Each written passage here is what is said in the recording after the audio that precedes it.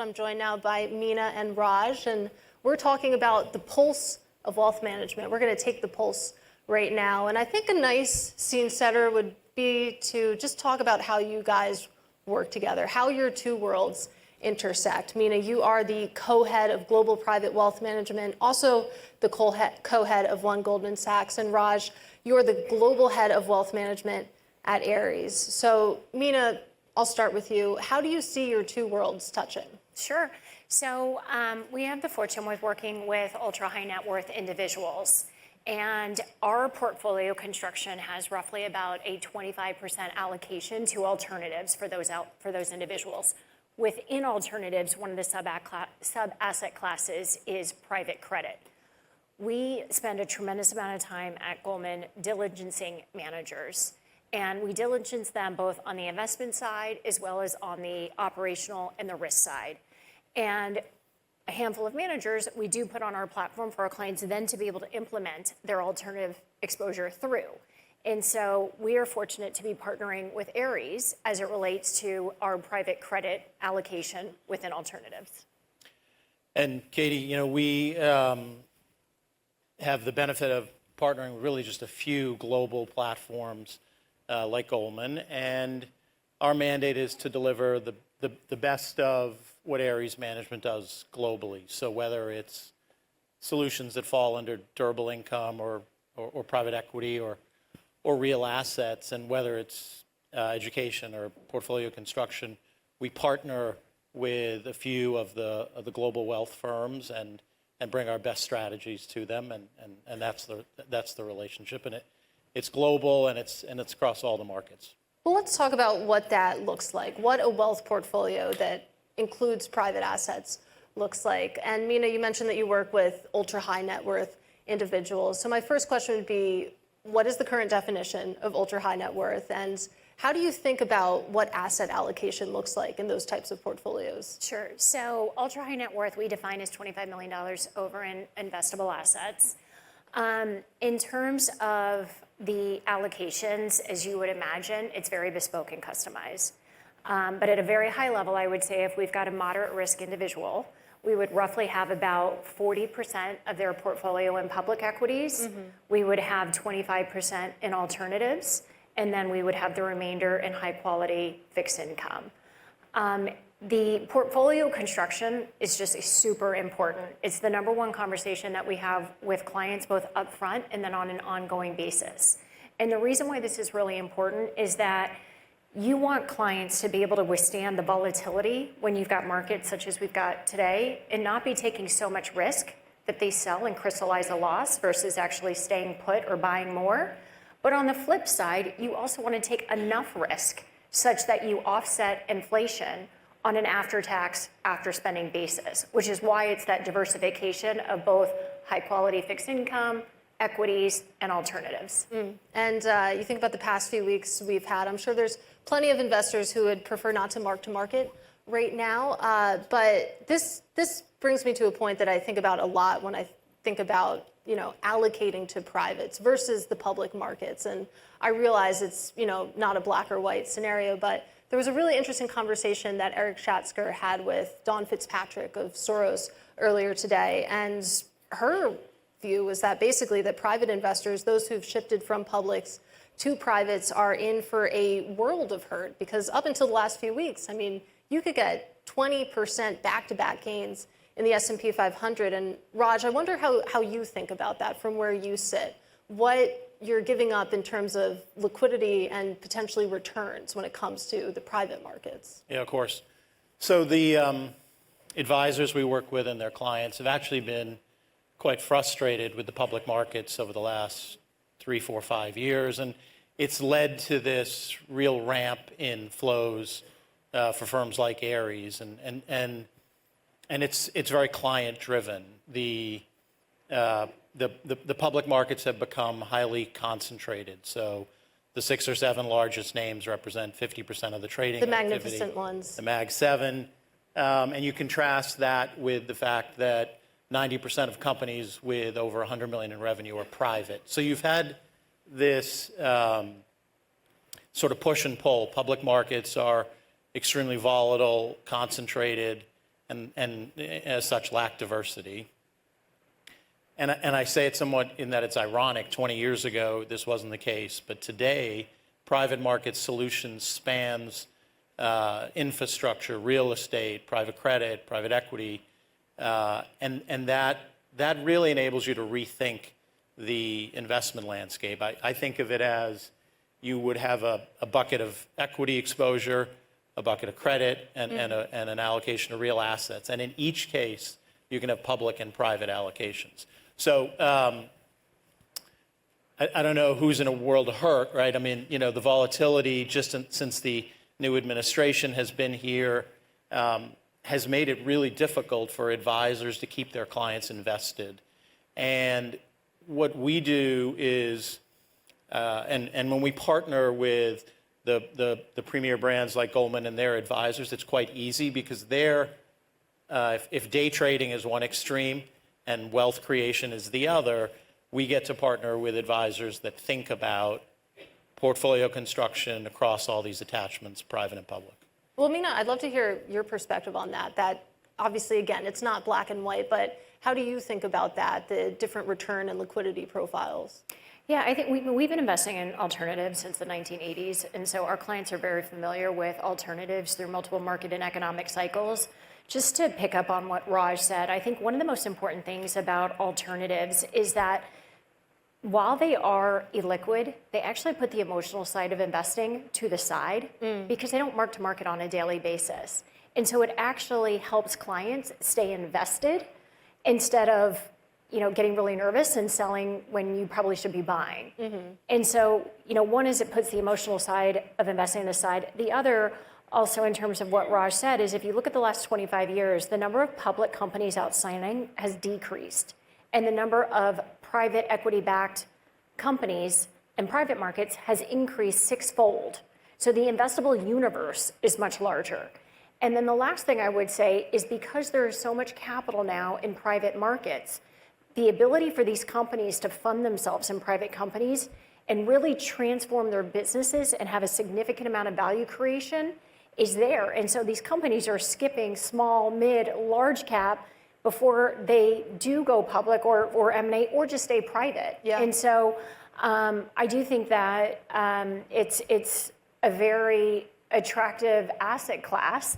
But to the overall point also of how we started this, it is illiquid, right? Yeah. And so you really do have to be mindful as it relates to where do you put your capital before it gets called, as well as how much of that capital are you comfortable being in illiquid assets? Yeah, those are some interesting points you made. And to your point that, we've seen the public markets, the investable universe of public equities that are out there, people or companies rather, just skipping up and IPOing as large caps. The point has been made to me that that's why you would want to be in alts, that, you're missing out on all that growth. It's not necessarily happening out in public, but if you can get private market exposure, you can still actually participate in some of that. Absolutely. Yeah. So actually, to that point, one of the things I would say is we actually did recently increase our allocation to growth and to buyout in alternatives, and we actually took it out of international equities. Still have exposure to international equities, some of the best companies in the world. But, just again, to your point a little bit, when you think about the innovation and value creation and growth, and then if you look at buyout and specifically more middle market or upper middle market, the amount of value creation that these managers can bring and help these companies through, and then they really also have multiple paths to exit. And so the operational excellence really help the company create more value, and then you have multiple paths. And so we recently actually took our allocations up to alternatives to take advantage of that. And Raj, come in here because, what we're talking about, obviously fundraising is one thing, and we were having this conversation in the green room that deployment is a totally different conversation. So as, we just see private markets get hotter and hotter, it feels like the headlines just get even heavier each day. How are you viewing that from where you sit? Well, so Ares has been around now almost 25 years, a little more than 25 years, and it sometimes is assumed that you can't keep innovating throughout that long period, but sports is an interesting area that, as an asset class, it took a firm like Ares to develop the right solutions to owners of the different teams. And we think of the opportunity to invest in sports as a case where the solutions expanded the addressable market. And today, across leagues in the U.S., opportunities globally, it's a asset class that has come about really since the beginning, since just before COVID, and into a whole nother democratized opportunity. So that at a really simple level, we don't think of it as alternatives anymore. We think that term is a bit backwards. We think the public markets is a great alternative.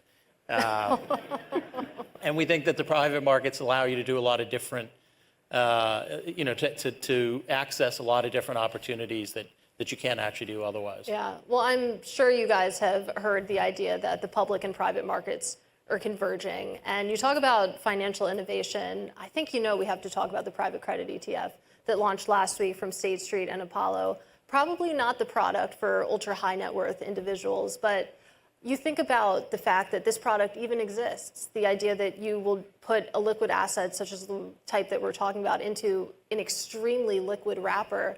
I just wonder, what your high level thoughts are. Well, I mean, any sort of innovation in the product space or further democratizing these solutions, we applaud, and we think it's a step forward. But actually, today you can recreate a lot of that exposure. You can invest in a public BDC. You can put that together with public fixed income options and create that. So we'll see how that does evolve over time. What we're really focused on is, and I think this is where the sort of sweet spot of Meena's platform is too, is that investor that has between $1 million and $100 million, and their allocation, certainly $1 to $5 million, is still in the mid-single digits.